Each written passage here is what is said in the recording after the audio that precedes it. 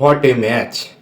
কি খেললো পাকিস্তান আজকের লাস্টের মোমেন্টে, যে এইভাবে জয়টা হাসিল করবে তা ওখানকার দর্শকরা পর্যন্ত ভাবতে পারেনি।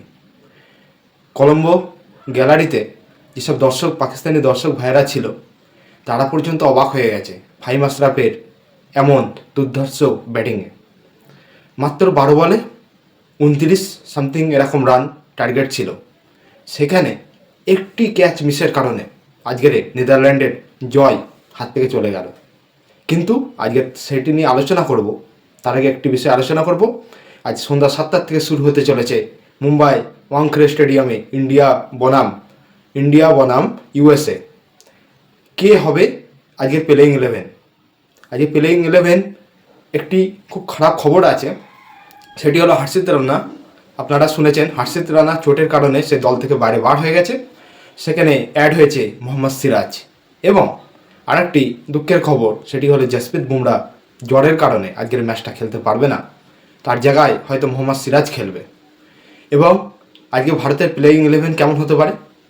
শুরুয়াতে প্রথমেই রয়েছে ঈশান কিষান 1 নম্বরে, 2 নম্বরে রয়েছে অভিষেক শর্মা, 3 নম্বরে রয়েছে তিলক বর্মা, 4 নম্বরে রয়েছে সূর্য কুমার যাদব, 5 নম্বরে রয়েছে শিবম দুবে, 6 নম্বরে রয়েছে হার্দিক পান্ডিয়া, 7 নম্বরে রয়েছে রিঙ্কু সিং, 8 নম্বরে রয়েছে অক্ষর প্যাটেল, 9 নম্বরে রয়েছে আর্শদীপ সিং, 10 নম্বরে রয়েছে মোহাম্মদ সিরাজ এবং 11 নম্বরে রয়েছে বরুণ চক্রবর্তী।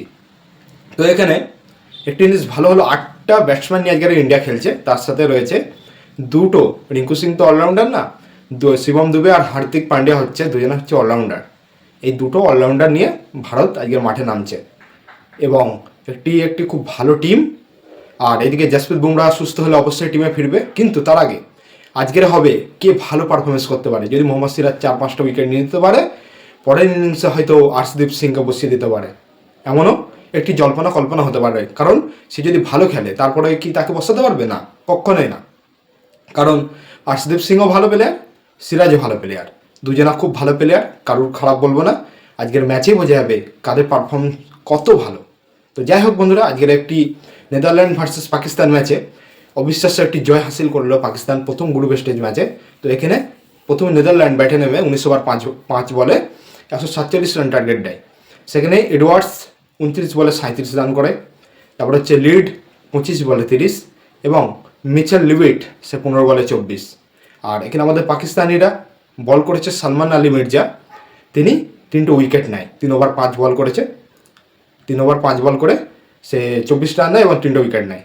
তারপরে শ্যাম আইয়ুব 1টা ওভার বল করে 2টো উইকেট নিয়েছে। সে খুব ভালো অলরাউন্ডার। কারণ আপনারা দেখছি অলরাউন্ডার শীর্ষে বিশ্বের 1 নম্বর তিনি রয়েছেন। 3 নম্বরে রয়েছে আমাদের হার্দিক পান্ডিয়া, খুব শীঘ্রই আসছে 1 নম্বরে, চিন্তা নেই। এবং আবরার আহমেদ যে এরাম করে, এরাম যদি কথার কথা ইন্ডিয়ার সাথে যদি ম্যাচ হয় 15 তারিখে, তখন বোঝা যাবে তার ঘাড় নাড়ানোটা কেমন হয়। তো যাই হোক বন্ধুরা, আবরার আহমেদ 4 ওভারে 2 উইকেট নিয়েছে।